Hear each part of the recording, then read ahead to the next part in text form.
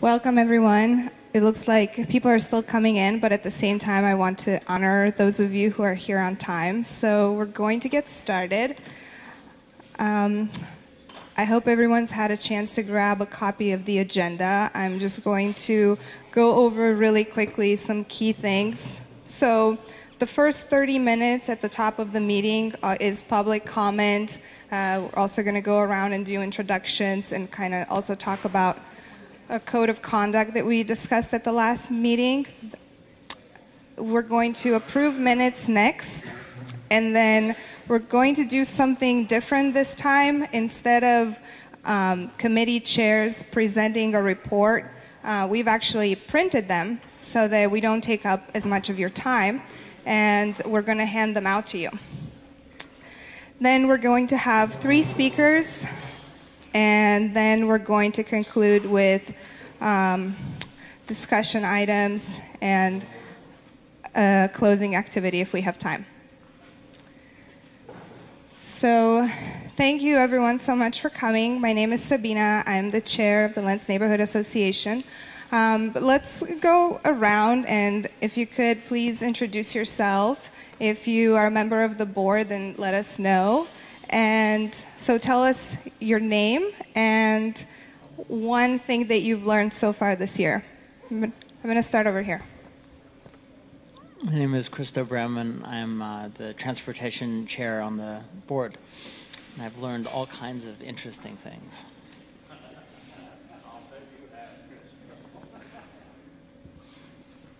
I'm Joel Rebick. I live at 92nd and Cora Street. Hi, I'm Maureen, and I just can't think of anything off the top of my head that I've learned. Oh, well. Oh, this fell off there?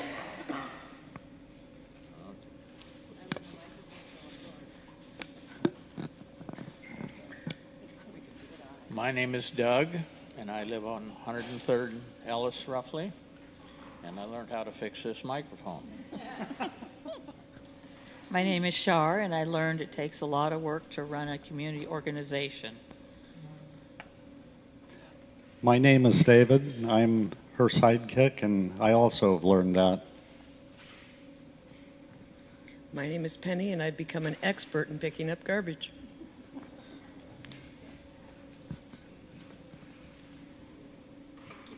My name is Vicki Oglesby, and I'm the manager of the Holgate Library, and I learned all about the vagus nerve this year.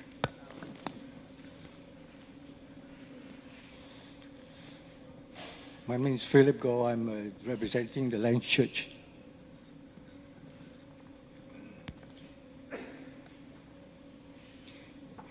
My name is Rosemary, and I live around Southeast 89th and Ellis. And I keep learning more and more that most of the medical and dental professionals are west of the Willamette.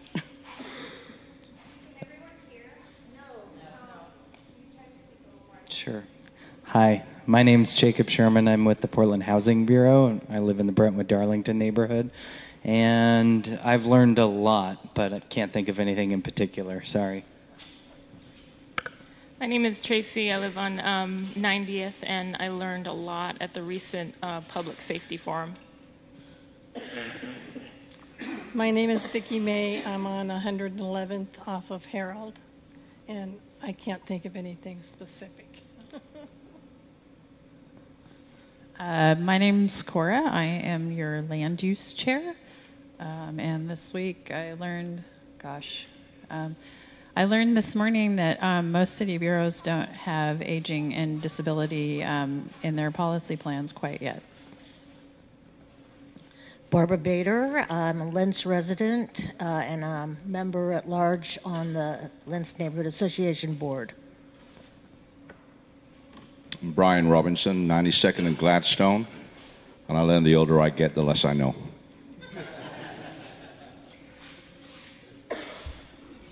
Jennifer Young.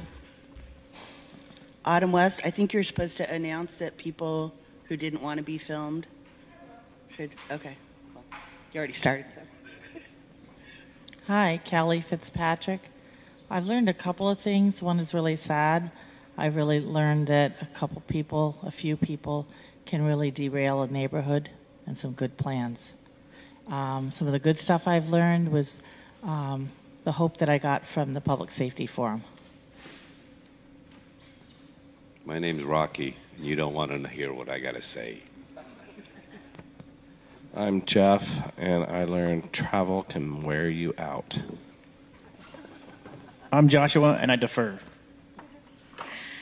I'm Katie, and I don't know, I learn something new all the time. Hi, my name is Melissa. I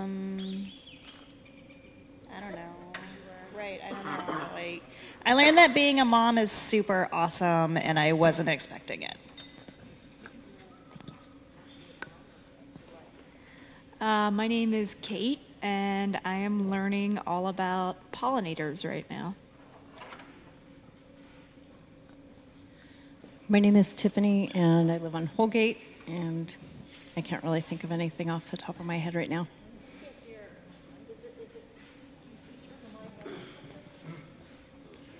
My name is Tom. I live on 87th between Steele and Libby, and I've learned that in an age of disagreement, it's important to keep the dialogue open. I'm David. I live on 92nd near Tallman, and what I learned I'm not going to discuss in public. Jamie Green. Wes Wolf. I live on 108th and Cooper, and I've learned that working together gets more stuff done. My name's Carolee. I live at 102nd and Foster, approximately, and my mind's drawing a blank. I've learned a lot about love and work this week. I guess I'll just say that. I'm Paul Leisner with the Office of Neighborhood Involvement. I support the citywide neighborhood system. And from all the neighborhoods, I've learned that sometimes participatory democracy can be really hard and painful, and other times it can be extremely rewarding. I'm Joe. I live on 97th and Knight, and I arrived a few minutes late, and I couldn't pick up from the context of what you all were saying as to the exercise, so I'm sorry. Did everyone have a chance to go? I'm Kyle Chase, and I live up in the north side of town, and I've learned more about flood insurance than I ever want to know. Richard, I live on Richard Seymour. I live on 104th and Raymond, and I also didn't get the context, so I'm here. Okay, so there are a couple of things that we need to do before we move forward. One is to announce that the meeting tonight is being filmed. One of the cameras is over there, and another one is over here. So if you don't want to be filmed, then just pick a spot outside of the direction of the camera. Let's also approve the agenda, I guess. So this is the proposed agenda. And if you'd like to not be on the film, let me know and I can make sure you're not. Yeah, okay, with you. So I move to accept this agenda unless there's, no, I move to accept the agenda, sorry. Okay. Does anyone have anything to say? If not, let's just move forward with it, I guess. So at the last general membership meeting, members of the community worked together to come up with a code of conduct that made sense to them. And I have it there by the entrance. Some of the things that we agreed on last time, and we can always change or add to it, is to avoid speaking out of turn or interrupting, avoid personalization of negative feedback, avoid racist, sexist, xenophobic, or ableist language, harassment, talking down and talking over, assuming evil intent. These are also just related to what we do outside of here.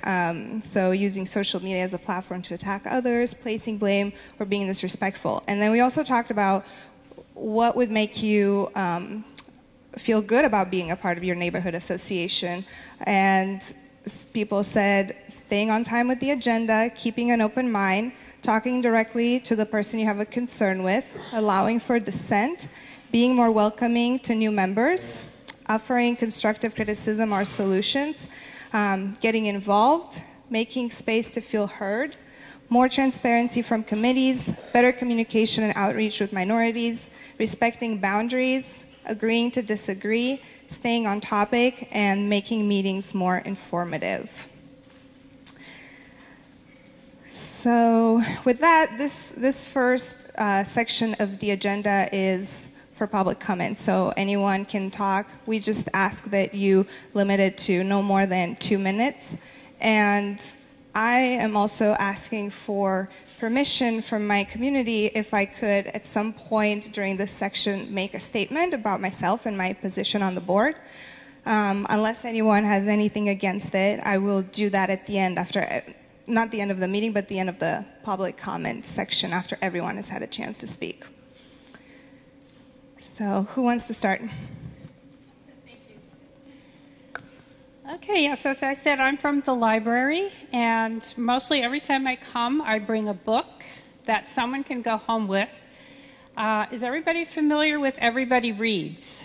That's this time of year. Okay, so I brought you the Everybody Reads book. This means that every library is got a supply of these books, although we're all pretty much out right now. But I saved one for you. It's called Exit West. Is anybody familiar with this book at all? Have they read it? Okay, this is I think our first kind of a little bit of a romance, but it is about a couple who live in Syria. And you all know what's going on in Syria. So they're figuring out the only safe place for them to do is to go to the West. So it's a really fabulous story. I'm going to hand it around and someone gets to go home with it. The author will be here April 5th. I believe it's at the Schnitzer. That author lecture usually sells out, so if you're interested in going, I would suggest you get tickets soon. I also brought our monthly flyer for the month of March, and you'll notice that there's file taxes for free on Fridays and Saturdays, and it says Vietnamese, Korean, Chinese. They will take English speakers as well, so they're doing a great job. They usually have 3 to 4 people there helping prepare taxes. You are all in the same room. It does give you what you need to bring if you want to get your taxes done. So I'll just pass that around, and that's it. Thank you. Who would like to go next? Okay. Hi there. As I said, Jacob Sherman with the Portland Housing Bureau. Haven't been to one of your meetings in 2018, so happy 2018. Here to share a little bit of news with you about our expanded flood insurance savings program. You might recall last summer we were out talking about our program, our pilot program, and City Council gave us $100,000 to expand our program because of the success that it had. So the average homeowner in our pilot program saved $744 a year on their flood insurance, and we're currently accepting applications for the expanded program, which are due on March 5th. I've brought Kyle from our nonprofit partner Inhabit, who can share a quick couple bullet points with you about how the program works, and I'll pass out some flyers. Thanks. Hey folks, so the way the program works is we're trying to get everybody who participates an elevation certificate, which it's a document that helps you show your insurance company, you know, the actual state of the house. When they rate these policies, in a lot of cases, they have to, you know, kind of guesstimate a little bit. So this kind of gives them known quantities to base the policy off of, so that's where a lot of the savings comes in. For folks who are income qualified, they will get a free elevation certificate. This usually costs about $1,200 to get from a survey company, so it's a great deal. And then you'll be hooked up with an insurance consultant to kind of help you get a good rate on your policy going forward. And then for folks who don't qualify, you can pay $399 for the survey, and again, usually that's $1,200, so some good savings there. And we'll help connect you with the same insurance consultant so you can move forward. The way the process works is I come to your home and I take some measurements on the inside, and then we've got this survey company who's going to come and work through the neighborhood in kind of an efficient manner. That's why we get that good price to give you. And the rates keep going up just because of all the trouble down south. So people's insurance rates might be going up as much as 18% a year. So we're trying to help control those costs.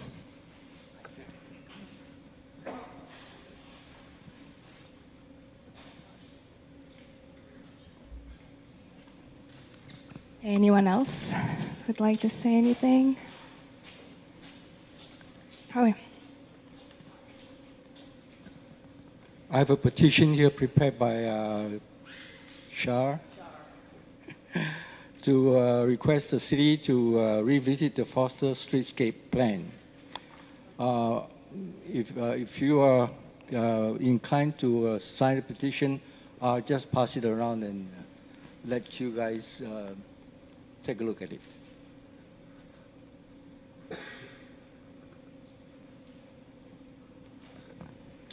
Anyone else? I also have an update from this nonprofit that's currently trying to purchase the building at Southeast 92nd and Tolman. So at the last meeting, they submitted a statement to us and requested that they remain anonymous because the sale hadn't gone through yet. I'll just go ahead and explain it really quickly for anyone who wasn't here. So it's a nonprofit with a 24-year history of providing shelter to homeless families with children, and they're working to purchase the building that's for sale at Southeast 92nd and Tolman. This building is currently a homeless shelter for single men who are working to recover from drug addiction. The new program would work only with homeless families with children and would provide wraparound services for families in shelter to help them move into permanent housing. The nonprofit is currently going through a due diligence process to see if the building is in a condition to purchase. There are some concerns about oil tanks, asbestos, and a few other issues that are being investigated. They said they should know within 30 to 45 days whether the sale will go through. That was last time. And they just sent us another update saying they're still undergoing testing of the property. They went back yesterday, Monday, to do soil sampling to see if there was any contamination when underground oil tanks were filled in. And they're also doing some plumbing work with the sewage system. So all of that to say they're still waiting to see if things will go forward. They're hoping to know by the end of this week if the sale can go through. They are committed to working with the Lents Neighborhood Association in a transparent and collaborative process to create a new program in the Lents area. And I've asked them to come speak to us at the next general meeting in March so that community members have a chance to ask questions and provide feedback. That's all I have about that. Anyone else? I guess. Yeah. I wonder I should bring your attention to the neatly depression and anxiety lifestyle program that will be happening here in the month of from, I think, March to May for 8 weeks. The introductory information sessions will be this Sunday at 4 o'clock. At 4 o'clock.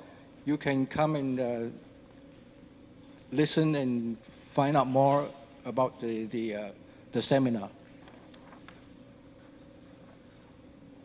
So this is the flyer, and I'll just pass it around because we only have one of them for people to see.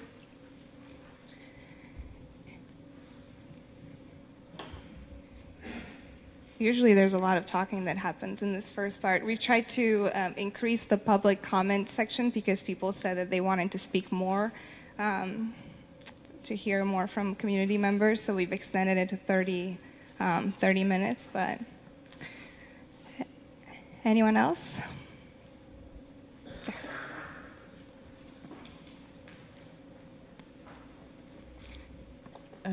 Can you hear this? Yes.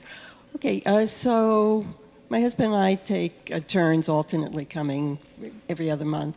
But he pointed out that sometimes something is discussed and then we don't have like an update on it. Like, for example, perhaps what was going on with Foster Road and the changes, and that was talked about for a long time. And then I think the changes were supposed to happen last fall, and now it's almost March and no changes. So just an example. Oh, yeah. Thank you.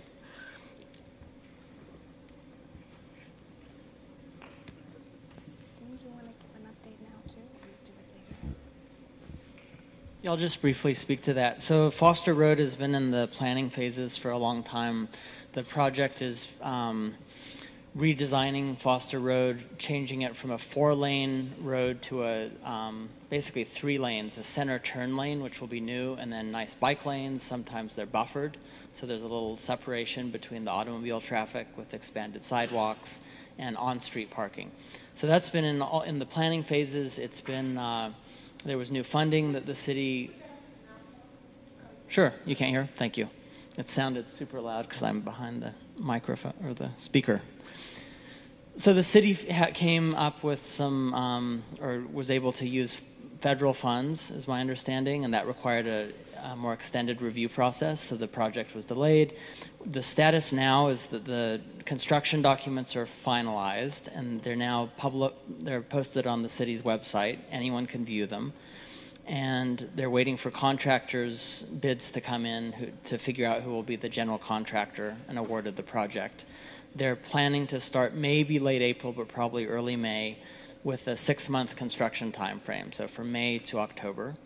Foster Road is planned to remain open, so they're going to be having kind of construction on the south side of the road, having 1 lane in each direction on the north side of the road, then they'll switch to the north side of the road, and they'll have a couple back and forths.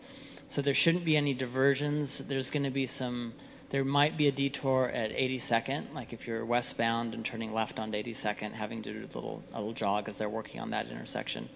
But that project will then be completed within 6 months.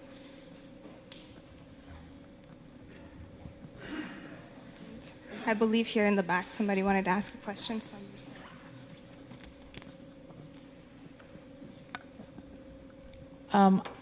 There's a big elephant in the room, so I'm just going to call it out. Since October, we've had 6 board members leave the board. Since January, 5 have left. That's not even on the agenda. Why? So I want to know what's going on.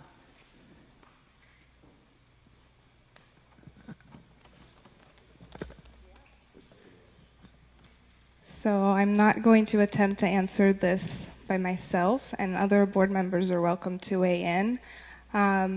People have left for different reasons. Most recently, so I've announced at the last meeting who left, and then since then, Jason Umtuck has left, Amina Wilson, and Jolynn. Jolynn resigned because she's having some health issues.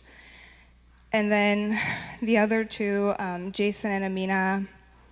Jason, at least formally in emails, didn't really give a reason. And Amina listed several things, lack of training from the city for new board members, lack of support amongst board members, a lot of emails that get passed around us that are very consuming. I can tell you I've had to set some boundaries for myself, or I could spend just 2 hours every night answering emails, and it's really intense, especially for new board members.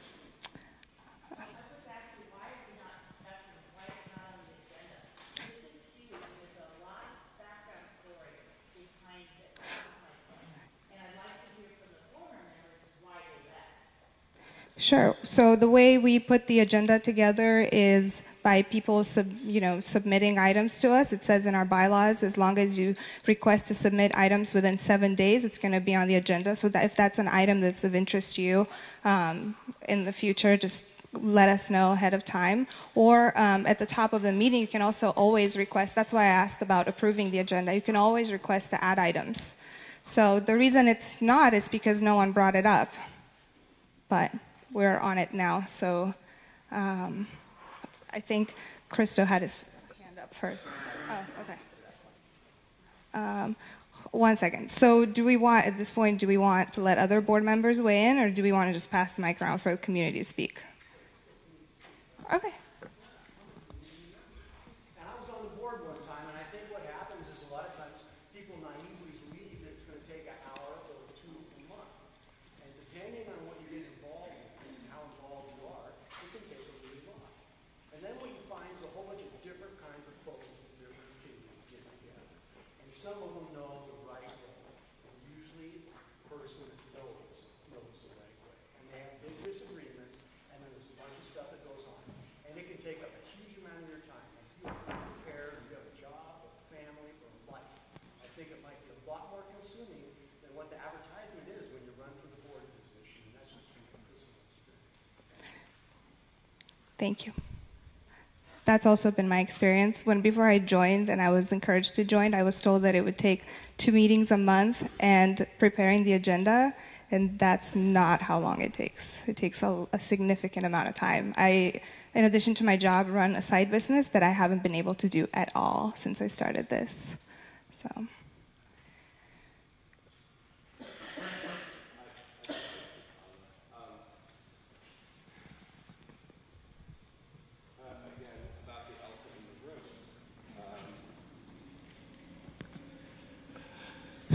There's a lot of negative things that go on in our community. There's a lot of name calling. There's a lot of false accusations about people who are doing their best, volunteering their time. Several people on the board and not on the board have been attacked because we don't always do things the way some people want us to. I've been attacked because I believe in a neighborhood watch, and a lot of people don't. I know that there's results from it. So I think part of the problem is people aren't willing to respect the way people have been elected. They don't,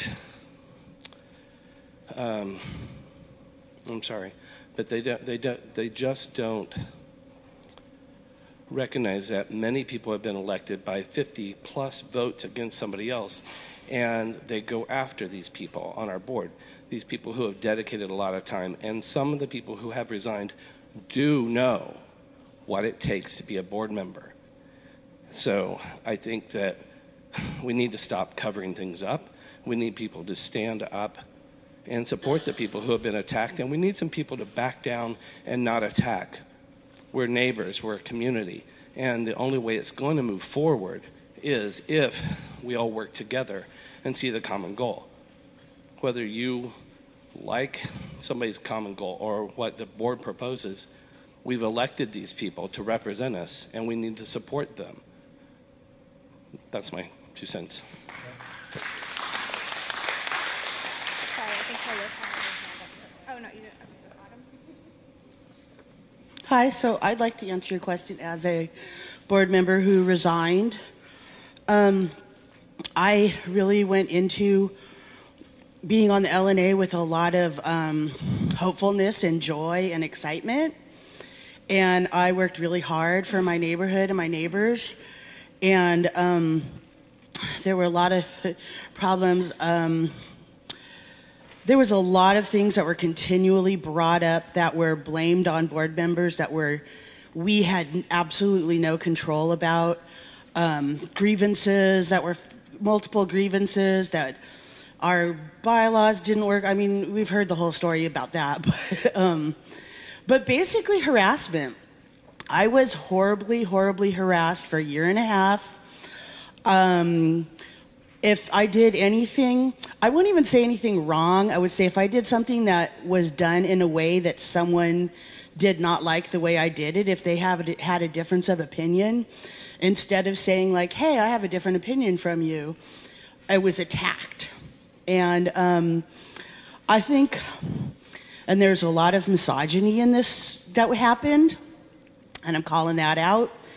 And for example, I did the neighborhood cleanup last year. It was a lot of work. Oh, and if I ever said I was working hard, I was criticized for that. Oh, Autumn says she's working too hard. She should quit.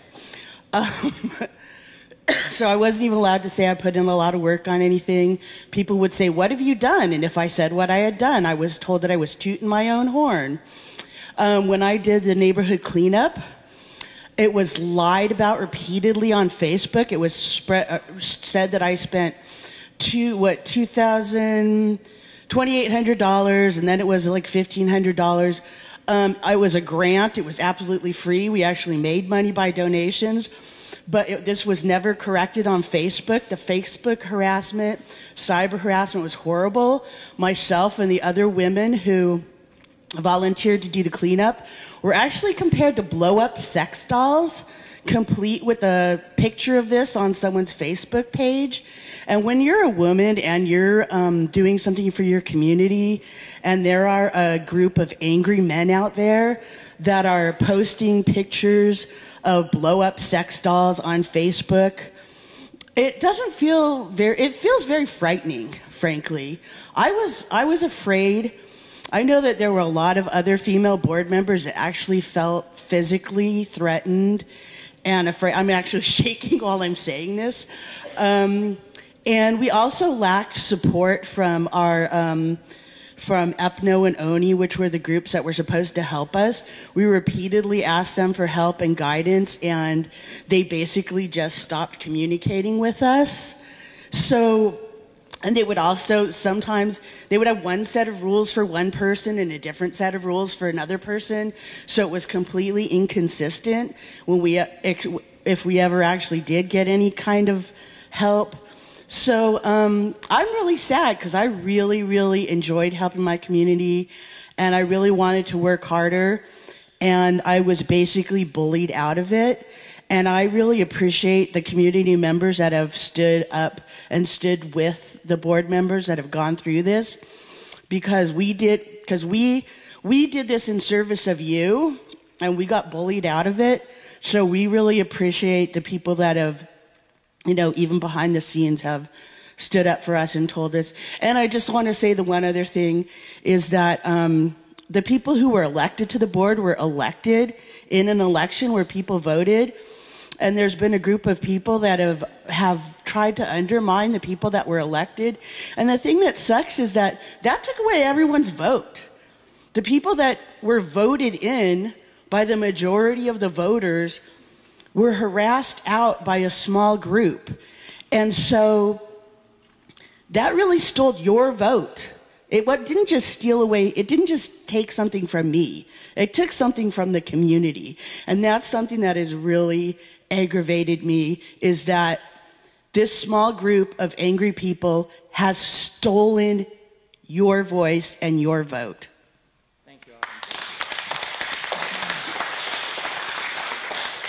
Okay, so that concludes our public comment section.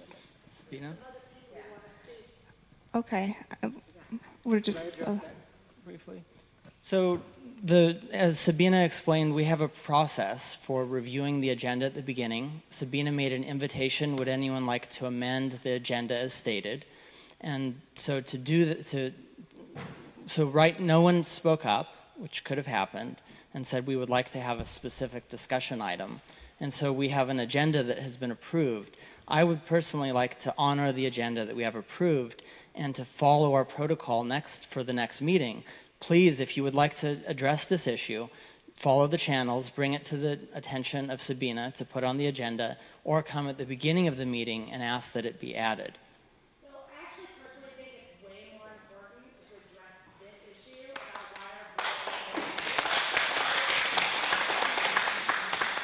So we could do a straw poll. okay.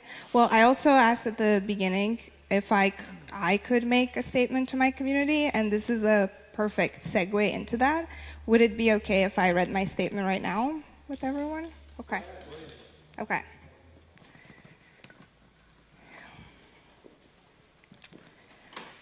So I will just preface that to say that I will be talking about my experience, and that it's not a criticism on anyone.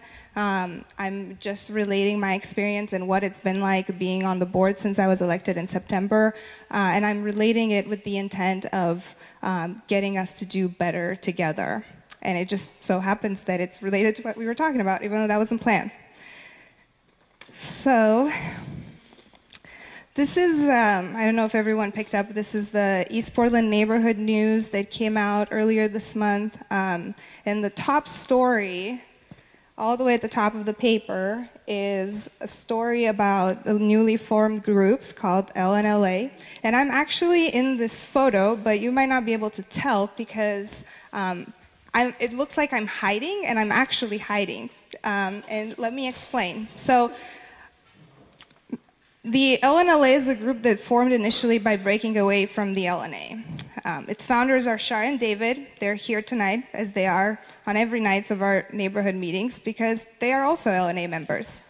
And as some of you know, the relationship between the LNA and the LNLA has historically been a contentious one. So this photo is from one of LNLA's cleanups towards the end of last year, which was shortly after I was elected. And I'm hiding. Actually, I asked them not to photograph me, but they insisted because they said it would help them with the volunteer count. And I thought, well, you know, what the heck? It's not like anyone's going to see this photo. And now here we are. It's on the front page of the paper that gets distributed throughout all of East Portland. So why am I so afraid of being in this picture? Well, I'm afraid of the backlash I might receive from some current and former board members for being seen as participating in an activity with the LNLA. And yet, for someone who is a new board member like myself, who doesn't have the history with LNLA members that older LNA members have, to be asked to hang on to this conflict, to act under the implication that there is a conflict, feels so bizarre. I am shocked, as someone who's new to the community, that so much chaos is sewn into the social fabric, worrying that I need to stay out of a picture due to that. It baffles me. As I stand here wanting to be a part of our community's healing, I am left confused as to why this animosity continues to get cast like stones. I really want to mend the relationship between the LNA and the LNLA, so I spent a lot of my time trying to hear their respective sides. I also spent time trying to hear other sides from others on the sidelines who are not in any particular camp and who have also been witnessing this conflict for, I'm not sure, but I would say at least a year. And here's what I'm hearing. I'm hearing that our community at large does not want this rift or this conflict to keep perpetuating. They want all of us to move past it. I'm sharing my story because I want the community who elected me to know what it's been like for me being a new member. It's stressful to have your social media presence scrutinized for being a part of the LNLA Facebook group. I never comment on there because I'm afraid. Over the last 3 months, some members of the board have tried to file complaints against me with the city. A former board member has consistently harassed me in almost daily emails, regularly belittled me to my employer, tried to shame me, spread lies about me, left voicemails on my work phone to order me to do things. All this in part for suspicions that I've allied with the LNLA. I'm sharing my story because I believe it's actually not unique to me. I believe other new board members and other members from our community are afraid to speak up if it will earn them distrust from the board and even risk being turned away from community groups. So today, I'm coming out to clear out all the rumors and suspicions. Yes, I do regularly talk to Shar and David and others from the LNLA. I was scared to go to this cleanup, but from now on, I will attend their cleanups and events proudly. I don't want to discount anyone's experience from the past. At the same time, I think it's important to acknowledge that it's been my experience that Shar and David and everyone else in their organization are wonderful people. I take the time to talk to them, and that's what I found. They are also LNA members, and they have been very welcoming of new members, such as myself. They have been responsive to my requests to mend things, and they continue to express that they are willing to compromise. They are not perfect, but they receive feedback well, and they accommodate changes when possible. I believe that this current situation can be turned around and look completely different. So, what would it look like if the conflict didn't exist? Well, one thing that I thought of is that none of us can do everything at all times. I see the LNLA doing a ton of advocacy for our neighborhood. I see them responding to communities' concerns, organizing quickly, and eagerly sharing information with the rest of us. At the same time, I see board members who have committed years of their lives to their neighborhood, who have worked to build relationships with city officials, who have a great understanding of the issues that we are facing. And they are able, due to their experience, to place these issues within context. All these are amazing skills. What if we combine them to build our neighborhood from the ground up? Perhaps we can hear each other once and for all, make lists of behaviors that we see as hurtful on both sides, and then commit in front of our community that we will no longer do those behaviors. And from there out, if you've got a problem with someone, go speak directly to them, instead of blasting it on social media, whether in I Love Lens or LNLA page. Let's reach out and speak with each other. What would it look like if we let this phrase guide every word spoken and every action taken, whether online or in person? What is best for Lens? What is best for our neighborhood at large? They say that aggression is a sign of fear, and I know that because I've been afraid of how the board reacts to my perceived lack of loyalty to them. And I've reacted perhaps in ways that I'm not proud of. So, dear LNA board members, please accept my apologies if I've ever been less than my best self with you, or if I've ever hurt you or put you on the defensive. I now stand in front of you and the community who elected us to commit to no longer being afraid and to walk with you to establish trust, connection, and a desire to do what's best for our community members. I'm asking all of you who feel the same, and we've heard from a few of you who do, to support the board to get there. If you have a better way to do things, please join us. Please guide us, teach us. Please, let's stop rehashing the past and start working together for the future of Lens, the future of our kids, some of whom you may have noticed come here for every meeting. If you've joined in the past and you had a bad experience, please give us another chance and become active again. So I asked the general membership to ask how they can better support the board, and I asked the board to support the work that others in the community are trying to do. There is room for all the groups. There's room for both the LNA and the LNLA. That is what I believe is best for our neighborhood. Thank you for hearing me out.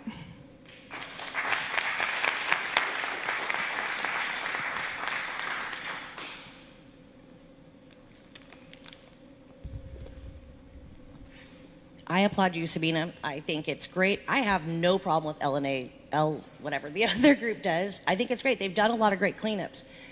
But like you said, you yourself were attacked, and it made you feel victimized, and it made you feel awful, did it not? It did, but I also have talked to the people who have attacked me, whether on the board or in the community. I've reached out to them and talked to them directly. So you weren't to the point where you were actually physically afraid for your safety?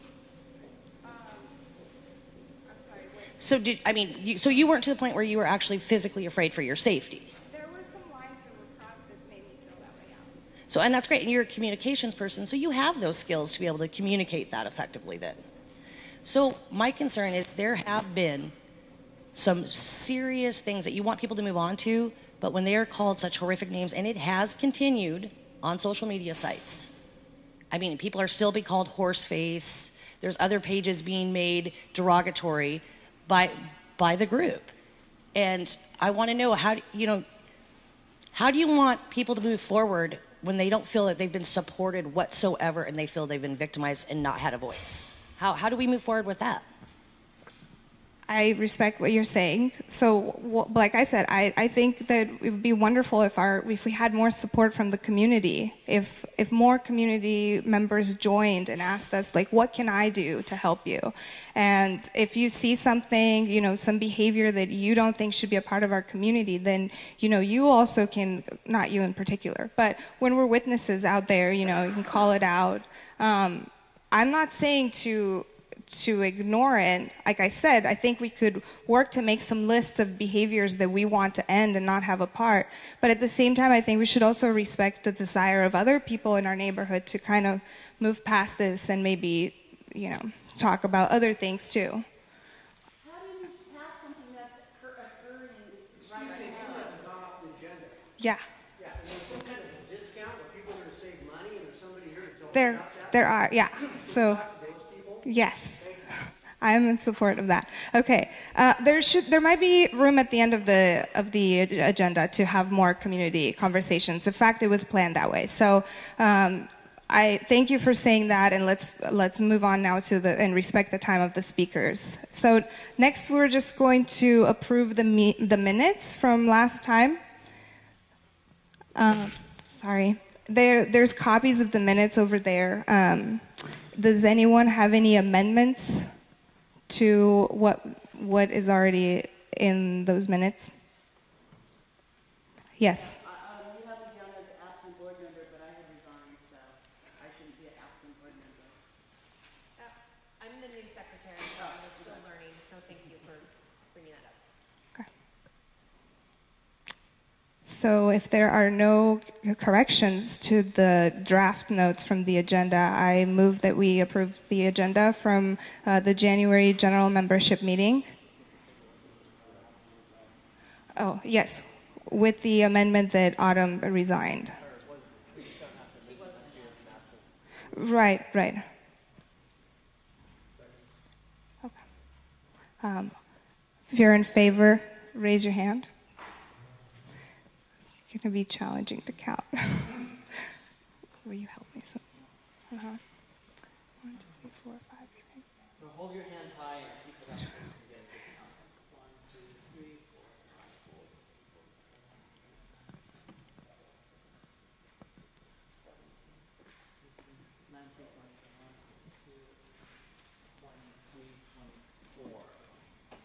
25 in favor.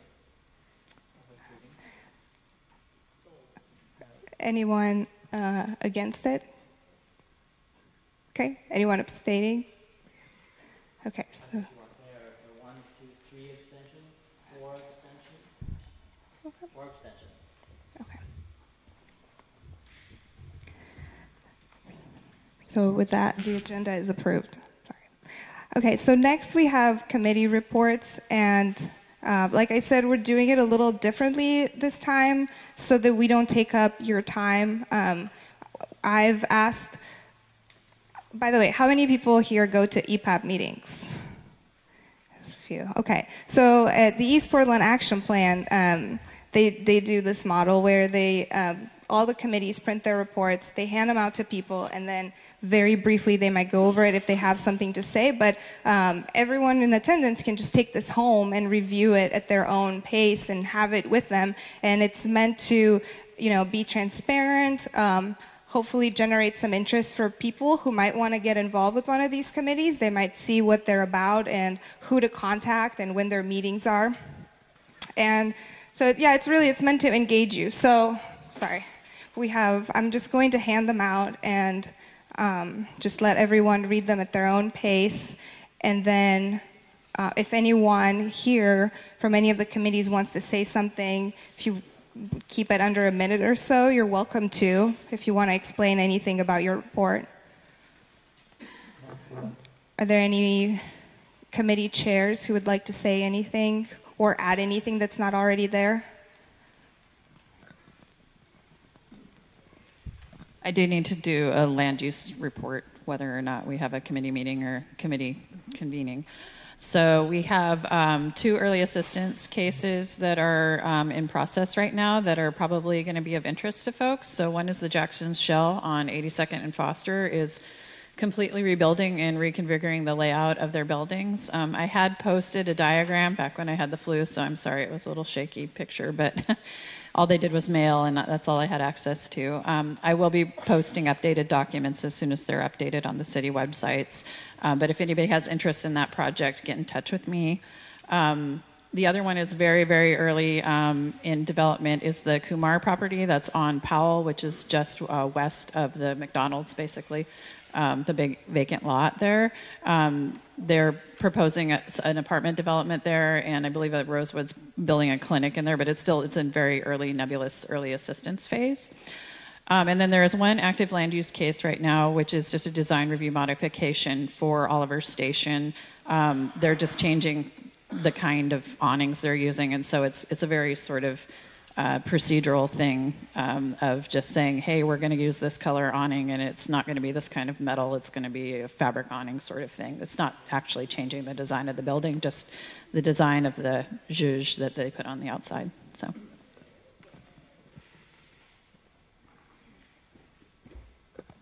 Thank you, Cora. Okay, if no other committee chair wants to say anything, we will move on to our...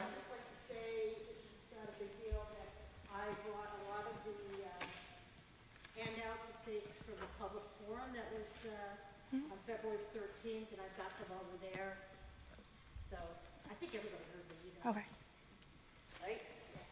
Yeah, and I've included in the section about the livability committee, I've included what Jennifer sent me, the notes, and also I think she... No, that's okay. Yeah. I included the notes that I had in the two or three slides. So with that, we're going to move on to our speakers. Yeah. So, is this, the reports from the committee members, are they accessible in any way to somebody who's visually impaired, or maybe learns better by hearing the report? That's a good point. Well, like I said, if anyone wants to speak, yeah. If you print a PDF from a Word document and post the PDF online, then it will be accessible for folks that need to either enlarge the text or run it through an e-reader. It can be. Okay, so I'll make sure to post it as a PDF then. So now we're really going to move on to our speakers. First, the Portland Water Bureau is here to tell neighbors about the Water Sewer Bill Discount Program. Katie Cook is the Customer Service Director for the Portland Water Bureau. Corbett White is the Customer Service Supervisor who oversees the discount program. Are they still here? What happened? Did they step? Mentioned that they have some flyers here. They thought that this was not the appropriate time to speak about that. Okay. Based on what was going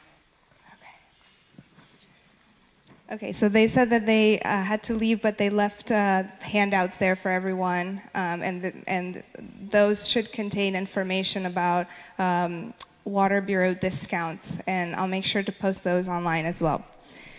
So next we have Surya Joshi from the East Portland Neighborhood Office to talk about grants for community members, upcoming deadlines, and application process.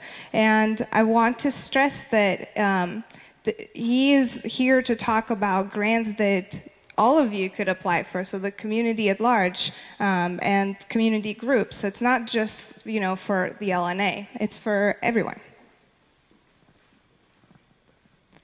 Hi everyone. Thank you for inviting me here. This is my first meeting with LNA and I'm very excited. So I'm talking about grant funding opportunity that East Portland Neighborhood Office has. And right now we have this community cleanup grants that is actually open, and it closes on next Monday. So you have like 1 week, less than 1 week. But it's a grant for community groups, neighbors to collaborate, and if you have any cleanup issues, if you need a dumpster, to throw away some of the old household stuffs or something, you can apply for that. And then I have some application forms up there, so you can pick that up. And if you want to collaborate with your neighbors, you can do that. And these grants that East Portland Neighborhood Office have, especially our small grants, we have this community cleanup, and we have communities activities fund that is coming up probably next week. These grants are intended for community groups, neighbors to collaborate and address the issues or problem that they see in their community. And actually, from what I've heard earlier about some of the issues that is going on with LNA, this is a good collaboration opportunity that you can actually practice with your neighbors and to learn about each other, and also to serve the community. And this grant might provide you with excellent opportunity for those collaboration. I work with East Portland Neighborhood Office in a capacity of grants and community engagement officer. So anything that if you have any question about any grants, if you want to apply for some grant or collaborate for some grant, and if we are not open with any grant right now, you can always ask me for funding opportunities.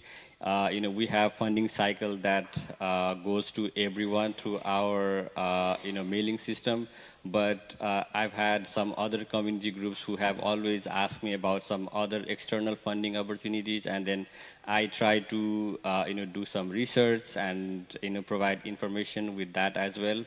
So I can be helpful on that aspect. And when we have our grants funding opportunities open, you can always talk with me about how to write a grant, or how to submit application. If you know all the process, but a lot of people might have project ideas, but they don't know how to put it on paper. I can also help with that. And feel free to talk with me about that. I am fairly new to the office, so I'm also learning a lot of things by doing. So more you engage with me, I will also have opportunity to learn more, and we can probably learn from each other. And this particular grant, Monday is a submission deadline. So feel free to call me. My information is in the packet, and it's also and this form is also available online in our website. So feel free to turn this in, and feel free to talk with your neighbors if you have any cleaning needs that is ongoing in your neighborhood, and then we can work with you.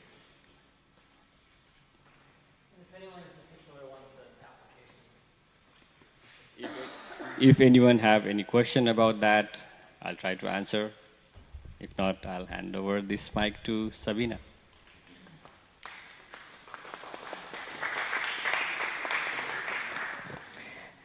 Thank you. And I'm sorry, I was having to write something, so I'm not sure if you've already mentioned, but did you mention the resources that are available for people at EPNO if they want to work on their applications?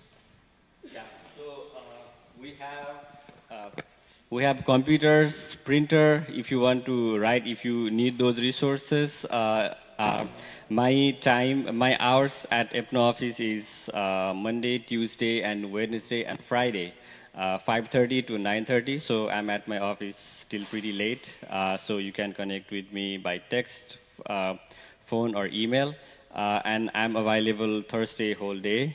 So if you have any questions, I'm available at odd times. So hopefully this will also be helpful for community members. And if you have written something, or if you have any idea, but if you this is fairly simple form to fill for this grant, but sometime we just closed our small grant cycle, and it was 2-page long. You have to write.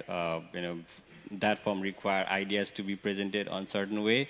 So for our upcoming community activities fund, if you have any project ideas, and if you want to know how to put it on paper, feel free to come and talk with me.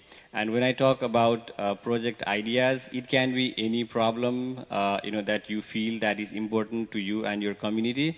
And when you think about applying for a grant, don't think about how much money is available, or are they going to fund me or not. Just think about your problem and your intended solution, and then we can work from there, and we can design project based on that, and then I can give you ideas. If it is feasible, I would encourage you to apply, and even if it is not feasible, there might be some alternative way to get funding, and we can definitely work on those avenues. Yes, so I will give that to you. Okay, I don't remember my phone number, so I'm fairly new to the office, so I'll definitely give that to you. Thank you, Surya. And again, Surya is the grant specialist at the East Portland Neighborhood Office. There's computers and printers there, and if you go during office hours, chances are that there's someone there to help answer questions and help you fill out your application. Okay, so next we have William from Prosper Portland. William is here to give a summary of their draft budget proposal for July 2018-2019 and to ask for input from the community. Thanks. Good evening, everybody. Again, my name is Will Thier. I'm the Lents Relationship Manager for Prosper Portland. I just want to say thanks for giving me your time and allowing me to come out and speak tonight. I left a couple of these packets over here on the table. Most of the information that's in here gets a little bit down into the details that I'm probably not going to cover just while I'm standing up here tonight. But for those of you who do want to dig into those details about specific line items in the budget, you can pick up one of these pamphlets or packets on the way out and take a look at the details. We renew our budgets on an annual basis, and it's typically a 6 to 9 month process of developing those budgets. Let me put that down so I keep waving it in front of everybody. And right now, the budget has been drafted. Cora Potter, who's your land use chair, has been involved in the drafting of that proposed budget. And so if you've got any specific questions, she's a good local contact for you to go to, as well as if you have any feedback after picking up the packet and taking a look through it to give to Prosper Portland. She's a great avenue to provide that feedback to, and then she can collect it all and then send it back to me for incorporation in the future. But big picture, the way that this budget process works is that once the proposed budget has been put together, which it now has been, it will be taken to City Council, who will review it over the next month or two, and then in May they will approve it at a council session. So there will be a couple of opportunities for people, if you want to head down to City Council and provide them with feedback over the budget. It then, after that, will come back to the Prosper Portland Board for their final approval in June, and then that budget would then go into effect the month thereafter in July and run for a subsequent year until July of 2019. So that's the process. So it's still got several iterations to go, so there's plenty of time to provide input if you wish to do so. Stepping back, kind of bigger picture, for those of you who aren't too familiar with Prosper Portland, so we're the economic development agency of the city of Portland. We create urban renewal districts, which then are used to finance public projects. The Lents urban renewal area was created back in 1999. It had about a 20-year lifespan, so it's going to be sunsetting in 2020. And over the course of that lifetime, it has the capacity to raise $245 million. About $145 million of that money has been spent to date, so there's roughly $100 million that can be spent going forward. Most of that money has been allocated and allotted, which you can see in the budget. There is some additional dollars that are unprogrammed that can be directed towards future catalytic projects, such as things like the town center construction that you've seen recently. Leach Botanical Gardens recently got some funding from Prosper Portland to do the expansion of their gardens. Further back in time, extension of the Max line was partially financed with some of the TIF money. So it can be used pretty flexibly. It does have to be used predominantly on real estate development or real estate related things. But another good example is our property improvement grant programs, which we, in this budget, you can see we allocate about $875,000 a year for small business owners who either own their property, or business owners who are renting within commercial properties to improve the building, so do some general renovations. We usually dole it out in about $50,000 to $100,000 increments, so that's enough to, you know, put on a new roof, or paint the front of the store, or put in some new windows, or upgrade the HVAC system. You know, these types of things to improve a person's place of business, to try and boost their wealth creation opportunities, and also, you know, create a more attractive neighborhood for everyone. There's a 5-year action plan that was put into place back in 2014, so we've got about 1 year left in that action plan, and it focused on 4 different areas, and those were housing, the town center itself, commercial corridors, so you can think Foster Road between 82nd and 56th, where you've seen some new businesses up at the other end of Foster, you know, around Holgate. And then also the east side of Foster, so east of 205, the industrial corridor there, and supporting those employment opportunities and those more industrial oriented businesses on that side of the freeway. And so, so we've made good progress with that. You can see it in the improvements in some of the storefronts and some of the businesses up and down Foster Road over the last 5 years.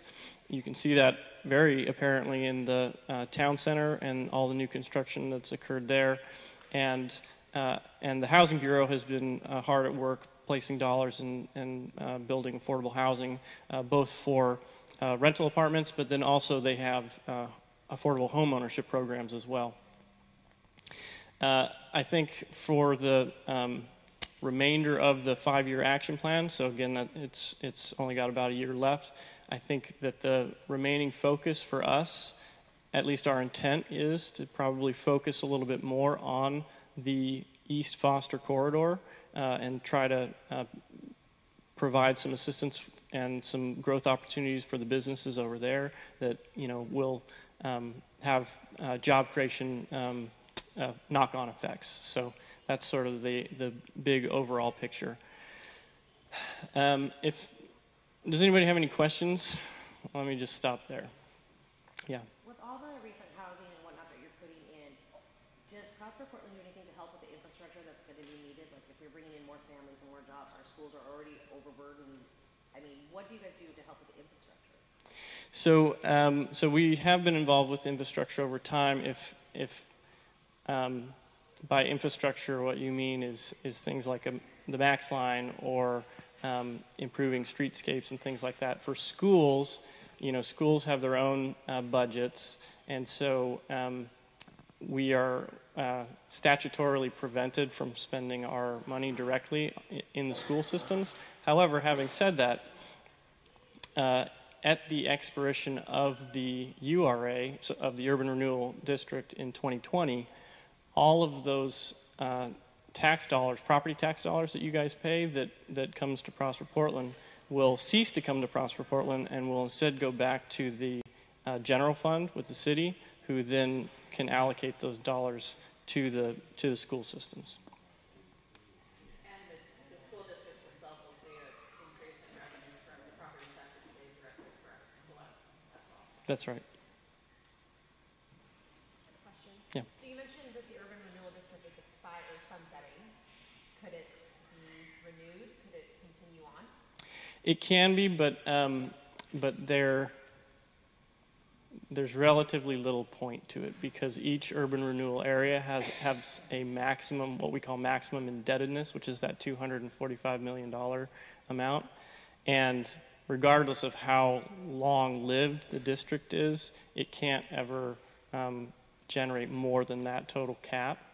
And and even if we have unspent money on, or you know, even if there's excess capacity there on December 31st, 2019, we have the ability to bond for that remaining unspent cap. So essentially we borrow the money and then we just place it in the bank, and so it's available to everyone, you know, for expenditures through the future. So about the only thing that you might save on it is the interest payments on that borrowed money, so which can be significant. But you know, not to get way too into the details here, but if such a thing were to be proposed, it probably would only need to be extended by 3 years, I would say, and then the taxes that get brought in over that time will be equivalent to what we would have had to borrow at that point in time anyway. So, yeah. I can help but say, is there any way there could be any money left over to do something about the lack of sidewalks on Southeast Elm Street? I don't know. I can look into that. You know, it's not a problem that was on my radar, so I can certainly look into it. Mm-hmm. Yeah. Such a broad question, but is there a general overview on what the renewal project for the industrial district on East Foster is going to look like? So if you go to our website and you go to the Lentz URA, you can find a link to that Lentz action plan, and it does get into quite a bit of specifics in terms of what the intent of those investments are. It's not going to identify particular properties, and it shouldn't, but it will identify what the goals are and what the priorities are for some of those projects. You know, so for example, we are currently assisting in funding a development feasibility or development impact study in tandem with BES, because they're a very, very large landowner out there. They've purchased a lot of land all along Johnson Creek in order to do floodplain and wetland restoration, in order to bring more homes that are in the area over there that are currently in the floodplain out of the floodplain. Because the more wetland restoration that gets done, the more capacity that the river itself can handle, and then that takes that reduces the size of the floodplain, which takes homes out of the floodplain, which then gives them added opportunities to get homeowners insurance and other things like that. But the same is true for the commercial properties that are along the Foster corridor. Many of them are in the floodplain as well, which then makes it very difficult to, let's say, redevelop those sites. And so this study is going to look at if those sites were to be taken out of the floodplain after mitigation, floodplain mitigation has occurred, what sort of value does that create for those property owners, and what sort of development opportunities does that create, and then with that development opportunity, what sort of potential job creation does that make? So that's that's just in the very early phases right now, but that's the sort of broader intent for what we're what we'd like to do over there. Yeah. Just a question on one of the budget items. So sure. Under the infrastructure and transportation, it says Foster 52nd to 82nd. Yes. And so that seems like it's outside of the Lentz neighborhood boundary.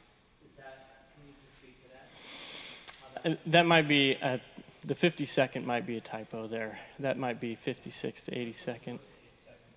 What's it does. So actually, the URA has a finger that goes all the way up Foster to about 56th. And so what that is our contribution for the Foster streetscape improvement project that PBOT is doing to increase the sidewalk capacity and bike lanes and parking lanes, and bring it down to two-way traffic with a center turn lane. So that's what that line item is. Are there any other fingers other than Foster? No. Yeah, that finger was added after the original was created to try and assist with the urban renewal of Foster Road. Right. Yep. Okay, well, I don't want to take any more time. I know you got a lot of other stuff. But like I said, the packets are over here on the table if you want to dig into the details. If you have any feedback, I highly suggest that you get with Cora Potter to provide that feedback to her, and then she can collect it and provide it to me. So thank you very much.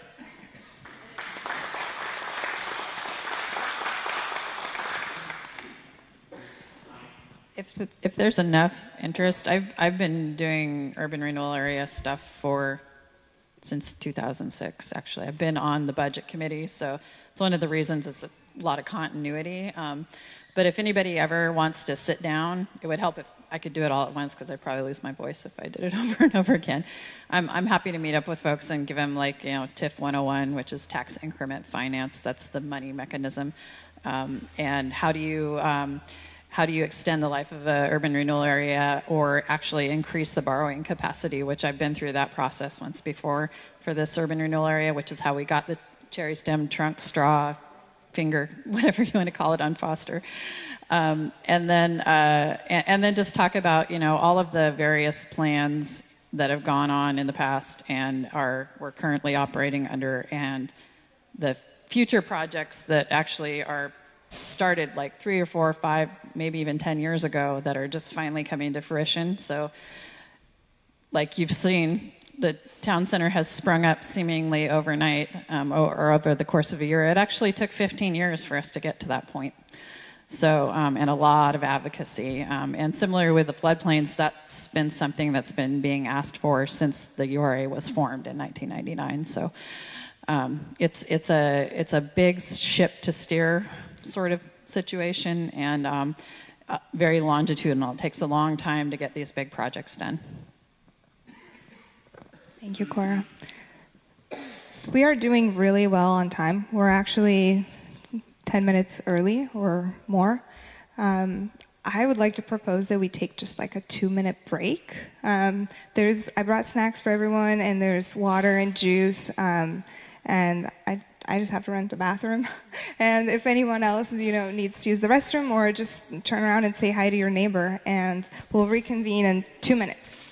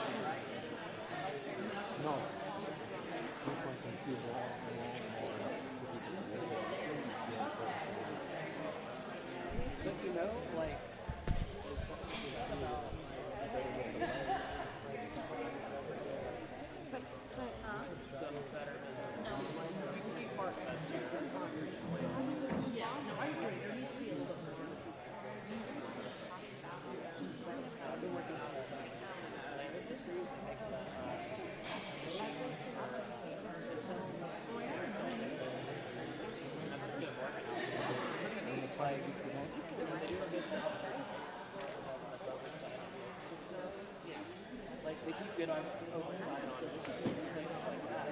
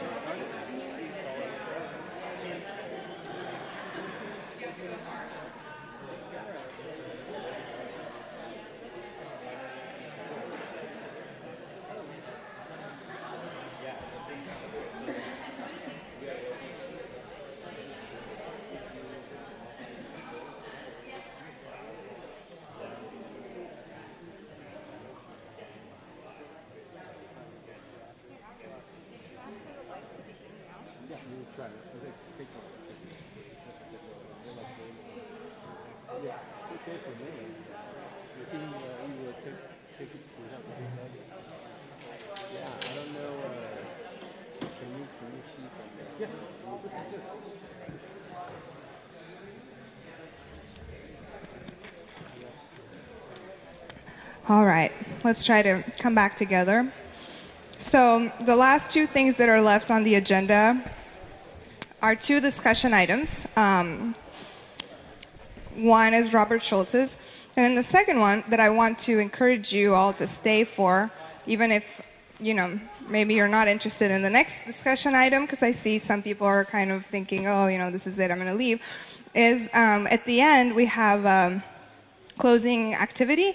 And what I was hoping to do, because last time we brainstormed what kind of things we want on a code of conduct, and it went really well. People worked with each other, you know, got to meet more of their neighbors. And this time I was thinking that we could work with each other in little groups and then come back together and talk about what kinds of things would you want your neighborhood association to advocate for you. You know, we talk about it sometimes, and we still haven't set goals for the year, which I'm told is pretty normal, you know, for a board that's newly formed.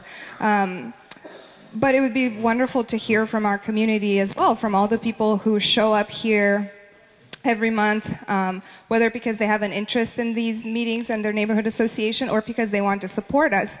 What would you like to see us advocate for on your behalf? So that will be the closing activity at the end. And with that, I'm going to turn it over to Robert Schultz, who wants to talk about some stuff going on social media. Thanks. I'm going to stand over here so I can set this down. So the only other thing I was going to mention in order to make sure that the discussion goes well, so we obviously have the code of conduct that we agreed on, and then Christo usually helps me facilitate the discussion items, and we are just asking our community that, you know, you respect the facilitators and kind of the way we try to work the crowd to make sure everyone has a voice.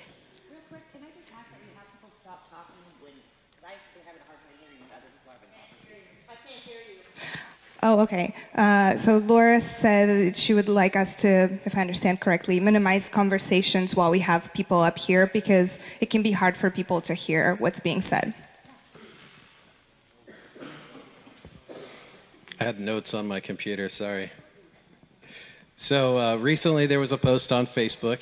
A lot of the issues that come in our neighborhood, at least the people that come to neighborhood association meetings, happen on Facebook with the secret groups and private groups and hidden groups, and somebody kicks somebody out of a group.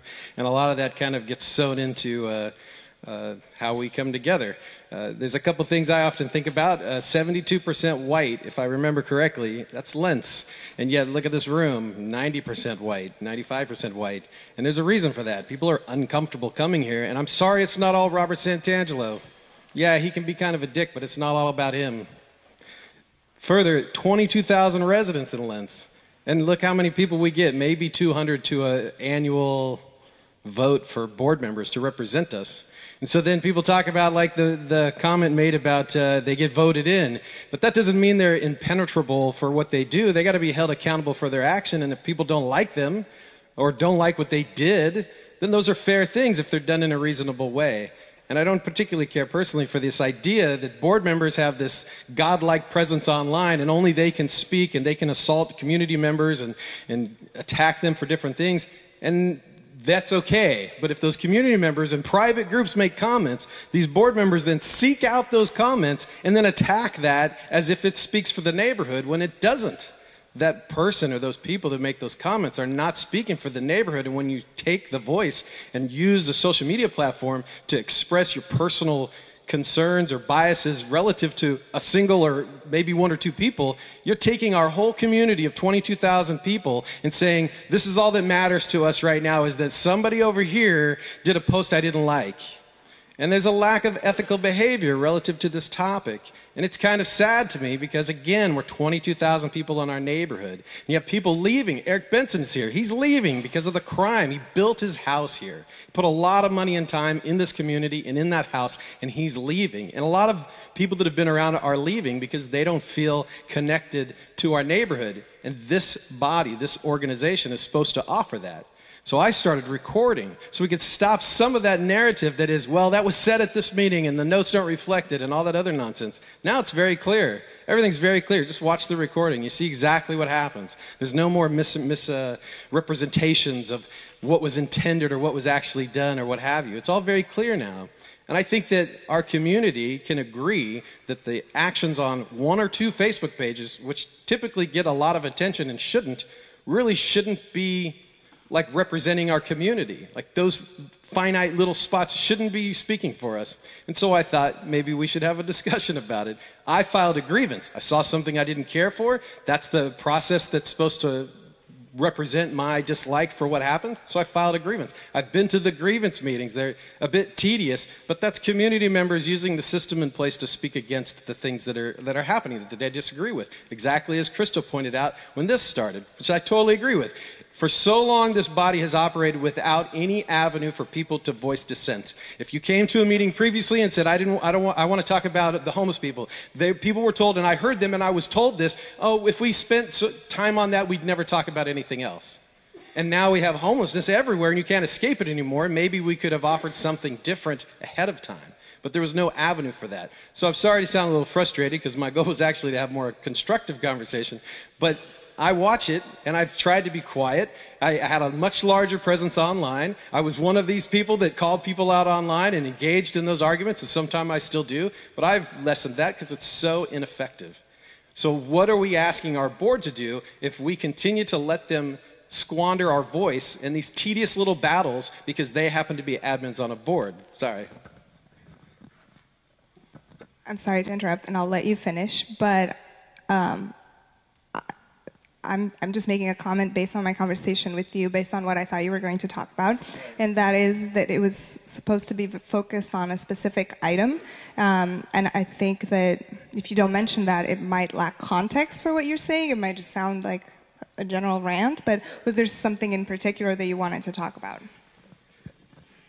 So some board members didn't come to a meeting. A community member on a private group said it was a boycott. And so then 5 of the board members decided to collect themselves and privately communicate to take a public position on the only voice that our neighborhood association really uses, which is a Facebook page, to say that they weren't boycotting it, et cetera, which actually had the reverse impact. So now everybody knew about this comment this one single person made in a way that really, who cares what a single person thinks? We're a community. When 50 people think something, that's when we should be having our board speak up. So that's kind of where this all started. And then I heard some of these things because I've been around. I was on the board. I've been involved in some of these contentious things. I've been, witness to a lot of this stuff. And it's interesting how hypocritical some people get with these topics when they were just as guilty, but they were on a board. So that somehow means they're above and beyond the rules they want to apply. So again, that comes back to the ethics of how this board operates and what we as a community hold them to and what we're willing to accept. And yes, we have our favorites and we like to talk to this one or that one because we think they most closely mirror us. But then after that, what are we really holding them accountable to? Because just because you are elected by everybody doesn't mean you just do what you want. A lot of people want to do things. They want to plan the fair. That's my thing. They want to do cleanups like Char and David. They want to attend them. And yet, so much animosity is present that you can't even do that. Barbara's big issue with the air quality. That's an issue I feel comfortable with as well. Like, want to help advocate for it, and I feel totally uncomfortable going to a meeting because of how divided everything is. It's incredibly contentious and very unwelcoming environments that we've created around us. And there are all these long histories. At any rate, my point in wanting to talk about this was to hear what everybody else thought about this thing that happens online and what our community standard is supposed to be relative to what happens, what we expect. Because the only thing I've ever heard is board members talk about how they want their voice heard and they don't want anybody speaking against them and how they're going to control social media voices that impact our community, but I've never heard that talked about at a general meeting. I've never heard it talked about in our... Go ahead, yeah, let's hear it. Yeah, I just wanted to say that it's not fair to say that there's not a venue to speak dissent or bringing up any problems that people have with the board, because that's what we spend most of our meetings talking about. That's what we do at these meetings. People come and they criticize the board. The board takes that into account, whether you want to believe it or not, and then we try to go on forward. But we just keep on and keep on, and we keep having the same conversation. This is how we spend every meeting. This is how we spend half our meetings. And I mean, everyone's trying to do their best to get along. Like, we all want to get along. We want our community to be good, but like, all we do is chew each other out. Gut it out. I agree. And I've been at the board meetings watching the same thing happen. Hour after hour of each different meeting is another hour. Even when the last directive to the board was no more nonsense with the legal LNA stuff. 45 minutes of back and forth about what was really meant by the motion to not pursue it further. Well, 45 minutes wasted. And yet it's our community that's not speaking up enough and not attending enough to offer support to people like Michael when he says, I'm done with it, let's move on. We should be challenging that, but how does that look like? Because where is our avenue? Char and David stood up at a meeting, they had a bunch of condemnations of things they didn't like, and they were like really not received well, and we didn't present them with an alternative. Hey, here's another method. And that's what I'm talking about, is what's the other method that we as a community want to see? Because I think if you have an issue with Joe that smells like farts and you want to bring that up, it's kind of stupid and trivial. But as a community member, if you follow the process, you get to stand up here and hold the microphone and ramble on, right? That's kind of what we're set for. So, here you go, take it away. So, discussion, comments, questions. And if you just sort of make sure, I'm going to try to pay attention to the whole room, but if you haven't gotten my attention, please make sure to hold your hand up. Hi, so when I was on the board, I was the person who suggested shutting down the Facebook because of all the rude comments on Facebook, and of course got a lot of hell for that. And I actually never posted when I was a board member, I never posted anything on Facebook stating my opinion because I felt that that was inappropriate for me to state my personal opinion. I just acted as integrity as a board member. But I want to ask you a question, Robert. So you're up there with the shirt that says feminist, and yet you support the guy who is the biggest misogynist in town, who consistently demeans women, like I said, compared us to sex dolls and all that.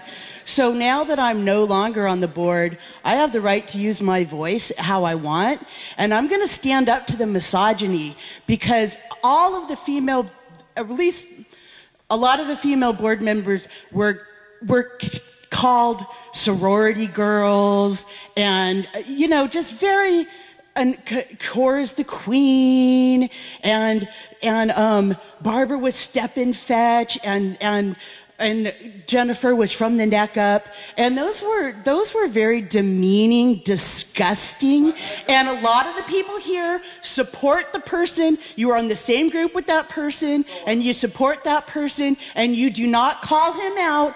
Why don't you call that person out for their misogyny? I do actually call him out. And I'm standing up for feminism. You can wear a t-shirt. I'm using my voice. Fuck misogyny and fuck the patriarchy. Well, let's talk about the names you allocated to people and the names you Time out. Because that happened too. But somehow in your hypocrisy cast, Robert. you forget all that stuff that you yourself did. Barbara, Robert, can we have a timeout? So what's important is that we maintain a safe environment on an emotional level. And I want to just take a moment to just take a pause. But and let's be clear. Who says I support Robert Santangelo? It's kind of a ridiculous assertion you make. He said he's his own agent. And because I talked to him, you talked to Joanne, you talked to Gary. So going back to our ground rules, one of them that we discussed in our code of conduct was to avoid personalization of a negative feedback, and I think it would really help us all. I'm speaking.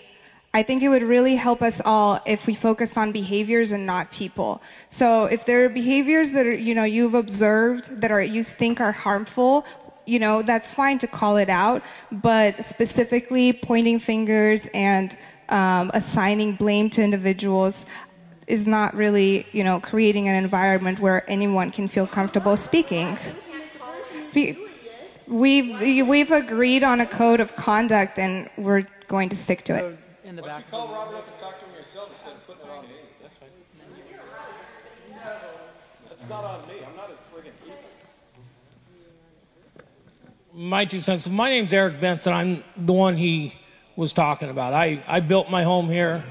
I have a lovely home. It's a home I built to die. I wanted to die here with my grandchildren, so forth, and I am dying to leave this neighborhood because of all this animosity that goes on. It's not a neighborhood anymore, and that's what we need to get past. We need to get past, everybody has a right to their opinion. I'm the founder of I Love Lents too. Why? Because I spoke out against something I believed in, and because it didn't go along with their protocol, I'm blocked. That's why our neighborhood has so many pages, is because we are muted. This is the only place, and everyone wonders why it gets so hostile in here, because this is the only place we feel we can actually get our voice heard. Because the LNA has addressed I Love Lents as their go-to page in conversations. You know, you can contact me through the I Love Lents page. Well, when you're blocked and you are a taxpayer, don't refer to that website. That's not fair. You're muting us. And just because my opinion, and I still got it saved, in no way was there attack, but they perceived it as an attack, I'm automatically blocked and I have no say. This is what this neighborhood needs to get over. We need to all be able to speak freely and speak, you know, to where we can talk to each other without the argument, without the squabbling, without the name calling. You know, if you guys have an issue with somebody, I had an issue with Robert one time. Me and him talked. Now I talk to him actually quite frequently. You know, communication and not being muted is probably what I see the biggest thing. And I feel it's not a neighborhood anymore, unfortunately. And that's why I want to leave, even though I built my dream home here. I just have one question to you. What was the fallout what you were on the I Love Lents page? That it was that the LNA was saying that it was their official page? I mean, I'm just.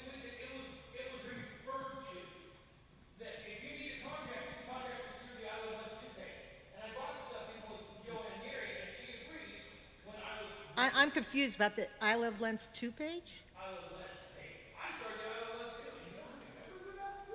Because people are muted, and it shouldn't be that way. Why does somebody have to take such drastic measures? Go for another page where people can converse. No, I'm just wondering what you're referring to, because the LNA does not consider it their official. The Fred Meyers, right, Eric?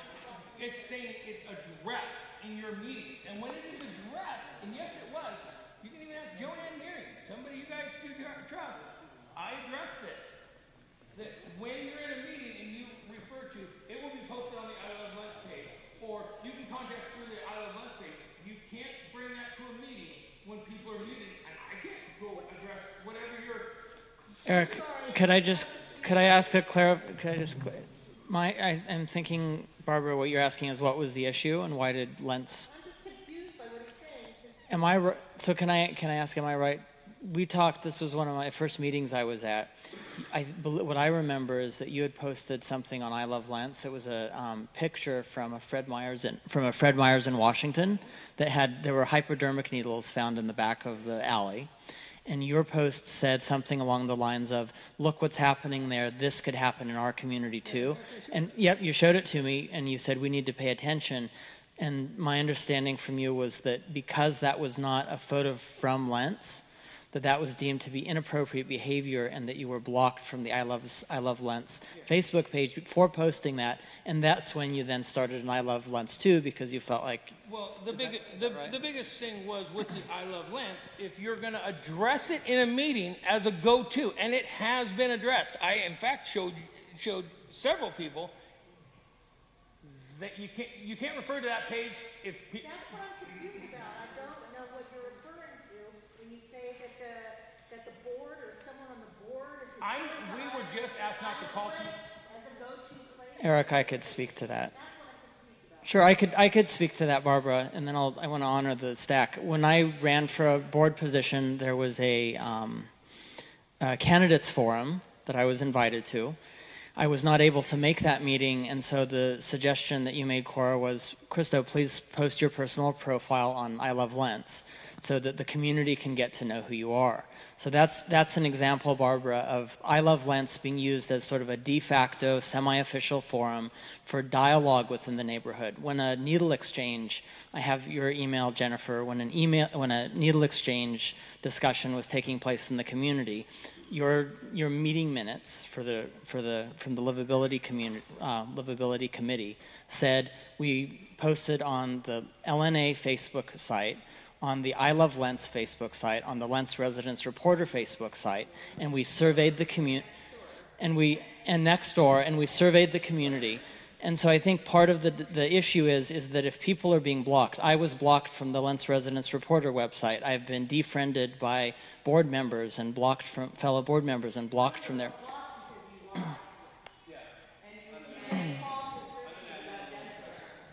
That could be just. That's on record. So, but just to sort of to. If we're going to address it, it needs to be open communication. I guess that is mine. I think posting on 5 or 6 websites is kind of open. Yeah. No, thank you. No, that's good. Oh, I'm good. You're good. Let's try to make room for more voices too. Let's hear from people that we haven't heard from yet. Let's just try to make room for other people who haven't spoken tonight. Is there anyone who hasn't who would like to weigh in? Anyone confused by what is going on? I just want to address what Robert said about us taking a position. We didn't take a position. We just provided information. It was basically, people were saying, did you boycott the meeting? I mean, people ask us, and it's easier for us to just communicate it in one chunk than to answer over and over again individual inquiries. And all Barbara did was email us and show us the list of our absence reasons and just verify with us that it was correct.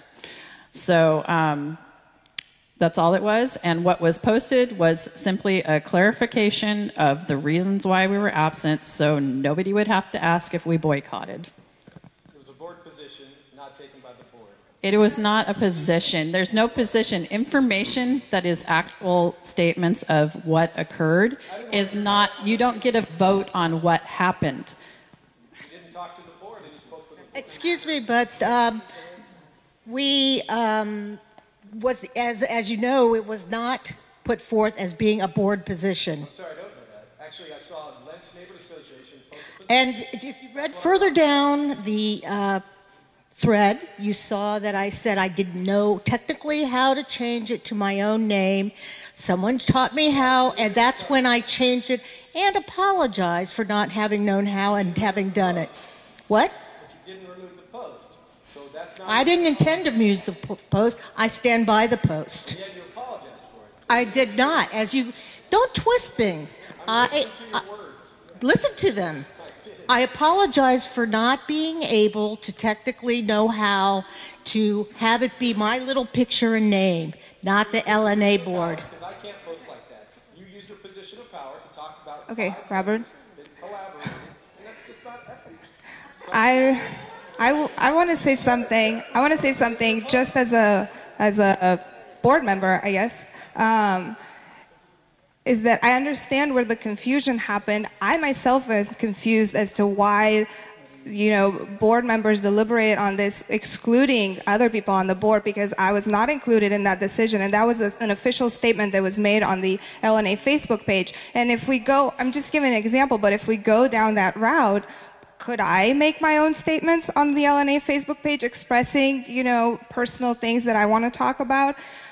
So I think that's kind of where the issue comes in, and it was a high number of people potentially, depending on how we counted and who quit when, potentially a quorum that so anytime there's a conversation between a majority of board members, that's unfortunately a deliberation if there's a quorum. Yeah, I see hands up, but people have spoken, and I want to honor Lacey, who hasn't spoken yet at this meeting.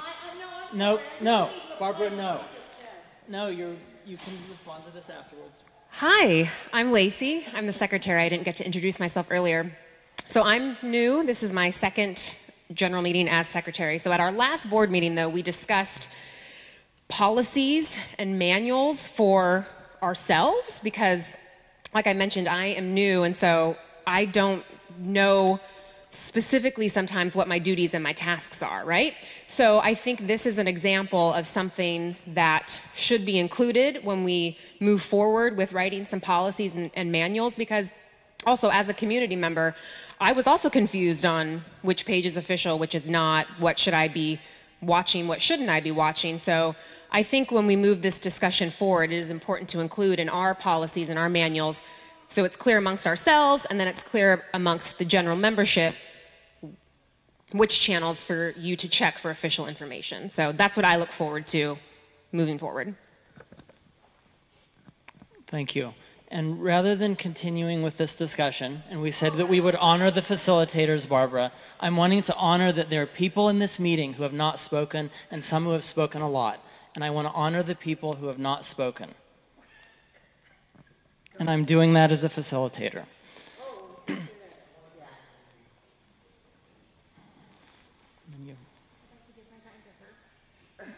Thank you. Barbara has spoken. Thank you for those recommendations.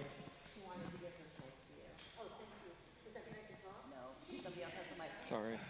The idea is to have, just the idea, the principle is that we want a forum where everyone can participate, and if people are dominating the discussion, whether they're board members or community members or guests, that's not what we're after. We're after a participatory forum.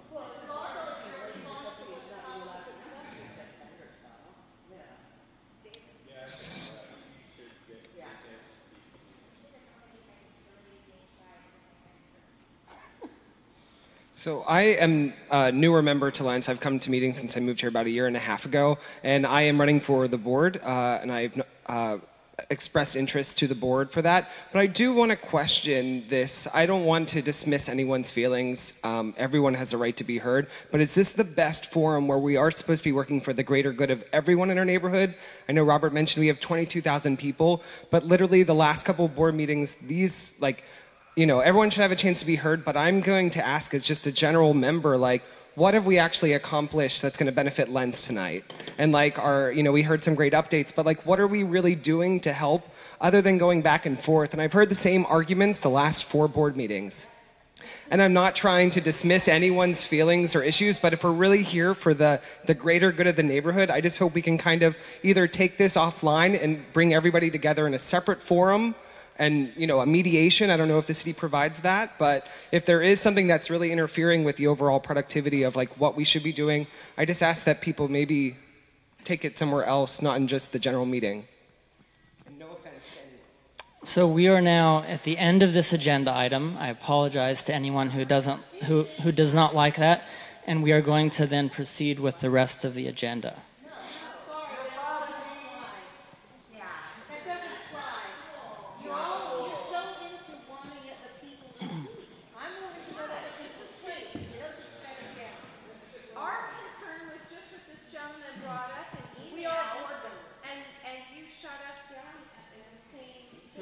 So this agenda item could be tabled and continued in the future.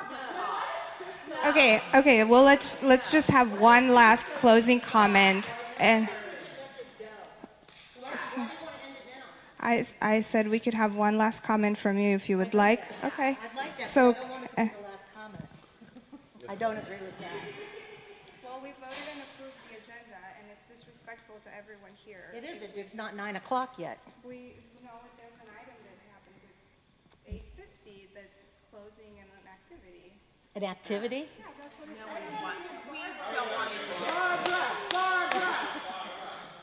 Listen, I am the one responsible for the post about us not boycotting, because despite what was said, it was not a response to one person. It was a response to a lot of persons and a lot of noise about it. And I have to say that it wasn't the only time this kind of thing has happened. And I think I'm at the end of it. I don't want to quit or resign. I signed up for 2 years. I was elected by a lot of people to do it for 2 years, and that's what I'd like to do. But You know, when you're being defamed right and left, and that is what it is, you reach the end of it, and you either have to be able to say the truth, or you have to sit back and let people lie about you and twist things. And, you know, when you do good things for the community, you suck. When you do bad things, you suck the same. And so I just had it.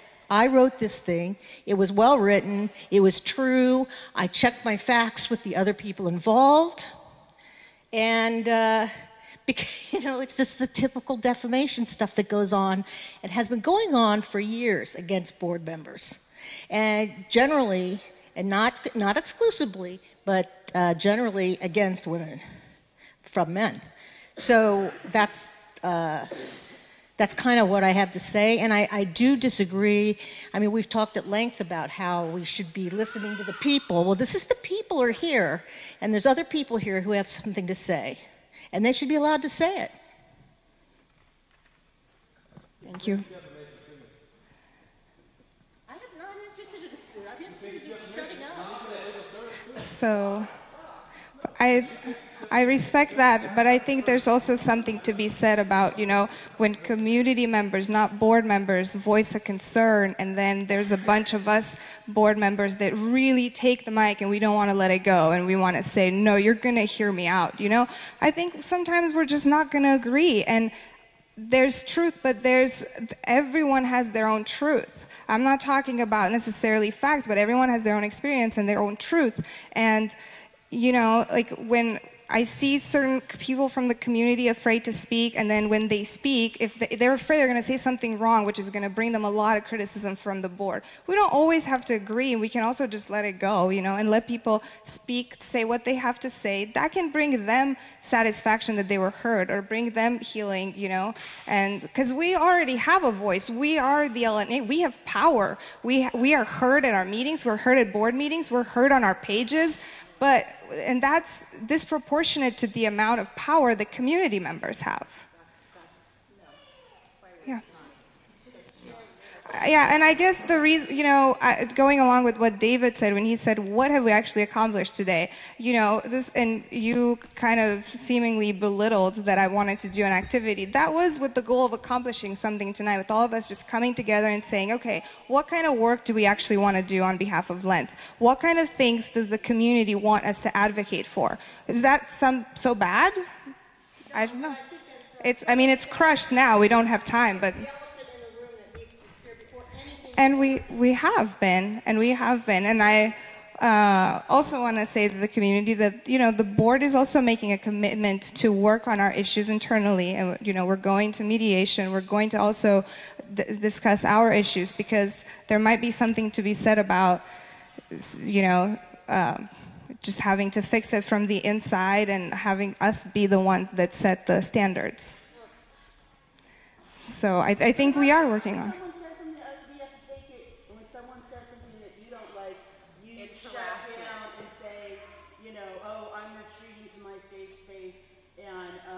Are you referring to something in specific?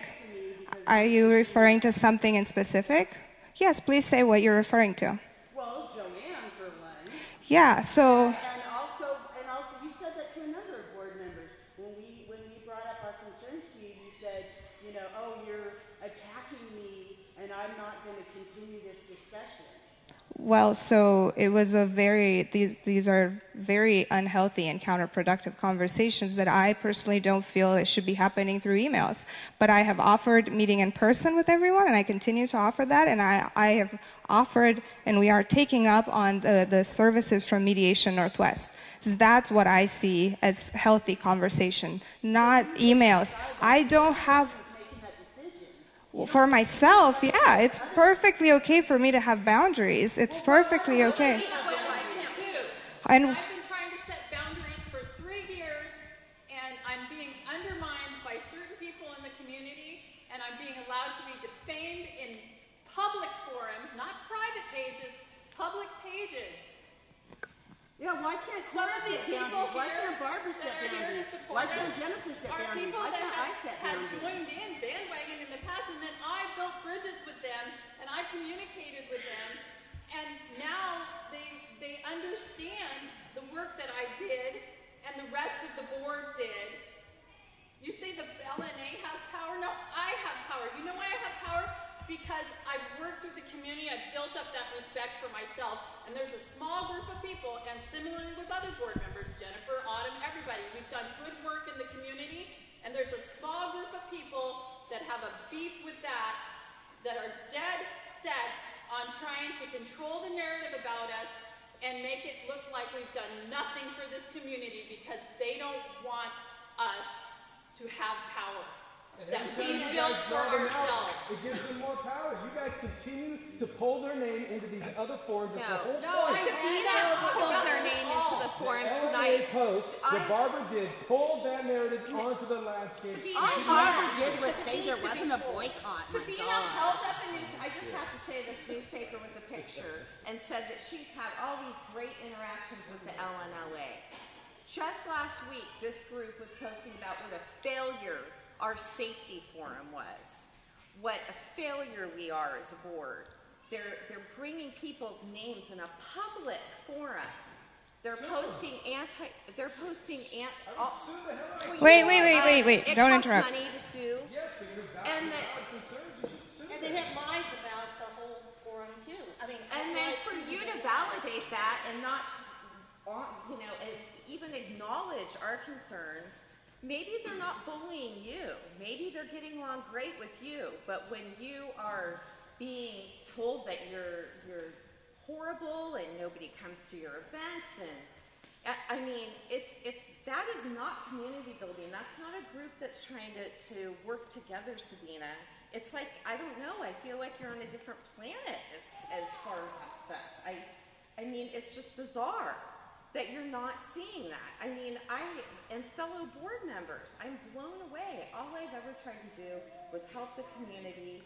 I did a livability committee, and I have some board member that I talked to one time accusing me of all this crazy stuff via email, who I didn't respond to, but who kept at it over and over and over again and sent it to the city. And I did have to hire an attorney. I mean, this needs to be out. This is crazy. Yeah, there's a double standard. You get to retreat and you get to protect yourself, but the rest of us are hung out to dry You can and threaten targeted. violence on another board member. You're going to smack I didn't threaten. Oh God. Bullshit. I read the thing. I'm curious Okay. about if you've ever seen an untruth on any of the other social media, other than the LNA, I Love Lens, since we're drawing sides here with the different pages. And stuff. Sorry, I don't understand what you're asking. Have you seen anything on the LNLA, I don't even know the names anymore, the LNJ, whatever, that were false statements? Yes, Things she the told me to pull LNA them down. So, okay, well, what I could say to that is, like I said in my statement, I don't feel comfortable commenting on those pages, but they've left, but Robert is here. When I see, I have to pick, I can't just police like people's Facebook pages, but there's been instances, but there has been instances where I have seen things that, including, let's just talk about Robert because he's here. Robert made a very angry post on the LNLA page that was directed at board members. And I reached out to him and I said, I feel like this goes against what we're trying to do. I feel like we've talked about being on this new road and I don't know what you're trying to accomplish with this post. And Robert said that he took it down, and he went and took down other posts too. I also reach out to Shar and David for a bunch of things, and sometimes I clarify, but behind the scenes, because I don't want to get dragged into anything like that. And I either tell them, hey, just so you know, here's what actually happened, or in the past, I've also reached out to them and said, hey, maybe that post, I don't think that's the right call right now.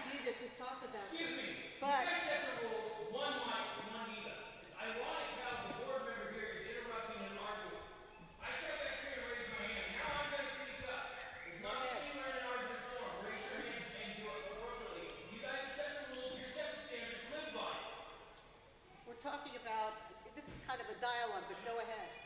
You guys all three are arguing one time. One mic, one leader. You're Okay. Point taken. Well, so our time is up. We can always keep going if we want to make a motion to keep this going. I personally have my 4-year-old here with me, whose bedtime is 7:30. So I would kind of like to go, but if there are burning things that anyone would like to say to me, well, might as well I'll just take it. Yeah. I just do want to know why Christo gets to have his own set of rules. Why he did want to police. He said that only one person should answer the LNA and emails to the LNA website, to the Facebook, and that should be him. He wanted to police Jennifer's activity on Facebook. So why does Christo think he has a right to police Jennifer's activity on Facebook, but Sabina can do whatever she wants on Facebook? And why can Christo get away with making false statements and not correcting them, and then acting like he's the victim because he got kicked off of a Facebook? I don't get you, Christo. Maybe you have good intentions and I'm not understanding it, but all of my interactions with you, I feel you've been very demeaning, and you have never apologized when I flat out given you proof that something was wrong. You didn't even apologize. You didn't, what's the deal with that? So Autumn, I have, all of what you're talking about is... I asked not to be filmed, do you mind? Thank you. Not on me. No, I'm talking to the gentleman who's filming me. To our host. Thank you. So what Autumn is referring to is all material that is documented through email correspondence. The Lentz Neighborhood Association Board of Directors, within our bylaws provision, the committees of the LNA are accountable to the board. There's a requirement that board members have oversight over the committees. In particular, the Lentz the Livability Committee and the Livability Committee and Lentz Reporter, which is now Lentz Residence Reporter, the focus of that group, sure, let me speak.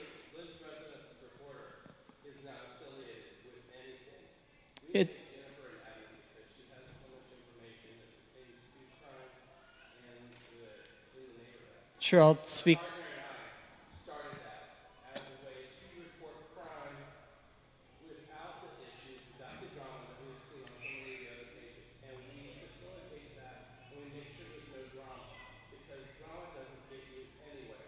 Thank you. So I recognize that it's not affiliated officially.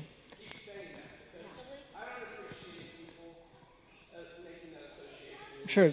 Let me say what my association is. My association was that Jennifer, as the chair of the Livability Committee, and as an administrator of the Lentz Residence Reporter, I personally felt that there was an association between the work that she was doing around homeless issues. In the messages that I sent, the emails that are documented, I said, first of all, I am very impressed with the work that you've done.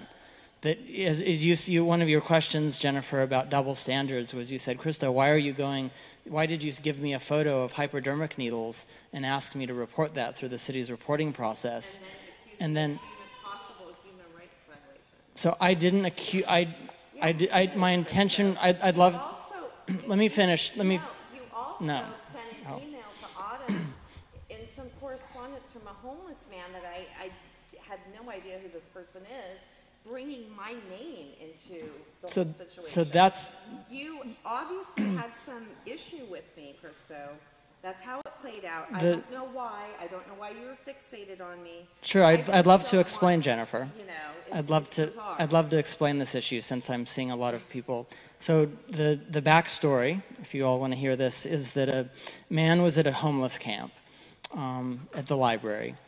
It was a very cold night. He ended up with pneumonia and in the hospital. He had a camp that was filled with, it was like the camp was huge piles of garbage. It was in terrible condition, and the situation. He wrote a post on the Lentz Neighborhood Association Facebook site and said that he was upset with this. Autumn, you replied, and this was at the time that a Christmas poem, a sarcastic Christmas poem was written that was really a critique of the city's policy around homeless shelters. and there was apparently negative feedback that was coming to the Lentz Neighborhood Association. In that public forum with that individual, Autumn, you said... It was in the private messaging portion. Oh, it was in the... Okay, thank you. Thank you, that's helpful. I've actually closed my Facebook account and no longer have one, and I only briefly engaged in the... Posted on the LNLA page. You should clarify. Yep, so let me... Sure. So... Published on Lentz So- Neighborhood Livability Association, so people kept thinking it was on the Lentz Neighborhood Association page. That's why this man was confused. So the man was saying... I talked to the guy. Yep, exactly. So this man was confused. There was... Autumn said, hey, it's, you know, we're not the... If you're upset about things in the neighborhood, look to the LNLA. No, I did not. I said... That's my memory. That's not what I said. I said... Feel free to... Okay, let's honor one person speaking at a time. I'm not lying. I'm saying that's my memory, and feel free to correct. I'm having a... I said there are many different groups in Lentz. Don't get us confused. There are many different voices in Lentz, and there are many different groups in Lentz. And sometimes the Lentz Neighborhood Association has been confused with the LNLA. So, and you accused me of scapegoating them, which was not true. I didn't scapegoat them. I just said there are many different groups in Lentz. I think I also mentioned there's I Love Lentz. And then you brought my name. And then you brought and Jennifer this other into group it and and the said Lentz version. Jennifer is the one who's reporting it. Hold on, And wait. I sent you evidence that it wasn't Jennifer. What it was LNLA. What we're talking about is I did not appreciate your reference to LNLA with that individual, and I replied to you personally, Autumn, not in a public forum. Yeah, that no, you did reply. That was on. That was whatever. Let him talk more here. Okay, go ahead. Go ahead. So this issue of conflict with you, Jennifer, comes from Autumn. I said just as easily as the LNLA, which you're right, that was a posting on LNLA, and I said to you personally, or within the chat forum, that just as easily as that being a post that could have been on LNLA, it also could have been on Lentz Residence Reporter. That is not what you said, Then I posted the actual post. Maybe Autumn will bring it up. I'm not interested in continuing the... The problem is Larry, the gentleman, was on that chat. So you're giving this information about me to this other person. Is it not true that you could have that your group could have posted a It's image not of a true camp? though, Krista. There's no reason That's what to Lentz Residence Reporter does, is it posts photos. But the fact is, you're giving information out to people in the community that are confused and trying to talk about, like, bring me into it. You didn't want the LNLA scapegoated, but it's perfectly fine to scapegoat the Lentz Residence page. So it is hypocritical, okay? And that's all there is to say about it. And maybe you could just, you know, and admit that it is hypocritical and that you have been awful about it. You have said horribly sexist things to me. Horribly. You have said Autumn's bitter emails rile you up, your victim narrative. I mean, yeah, it is. I strongly support the notion that there is a very strong victim narrative. Yeah, say that to all the women that have been harassed. Okay. That way, bro, Yeah. being really victimized, and I mean, I cannot talk to my gentleman friends that way. That's genuinely gender biased language. Yeah, it really is. So you guys are And in a you strong also position. told The support network Amina that of- she wasn't. You tried to police Amina when she wrote an email and told her that she was off topic, even though what the things she said were very much on topic, and she was supporting her argument. But you thought that it was your place to police what she was allowed to talk about. So at this point, we've obviously derailed and we are breaking several of our code of conduct items. I want to just really take a moment to recognize everyone who's here tonight and who has come, for whatever reason you're here, you know, taken time out of your evening. I would like to, so thank everyone. I want to also thank Robert Schultz for filming and making this available to our community, and Andrew. Sorry, I didn't mean to exclude you. I'm just not used to seeing you here. I also want to thank the lovely woman who has been babysitting our kids way past the time that she was supposed to. You're welcome.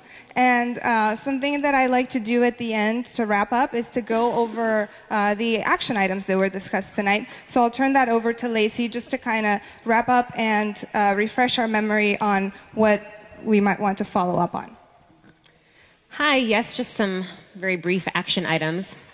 The committee reports will be posted online as a PDF so people can access them that way. And also, because the people from the Water Bureau had to leave early, those reports will be posted online as well. And I would also like, since we're talking about, getting support from our community, to also respect the fact that it takes a really long time to set up this room and to prepare for the meeting, as well as to take it down. And since it's so late and several of us here have kids and really trying to get home, we would really appreciate help with just putting the chairs back. Also, if you have papers that you no longer need, I would be happy to recycle them for you. Just leave them here on this table and I will take them and recycle them for you. Thank you, everyone. Thank you for coming.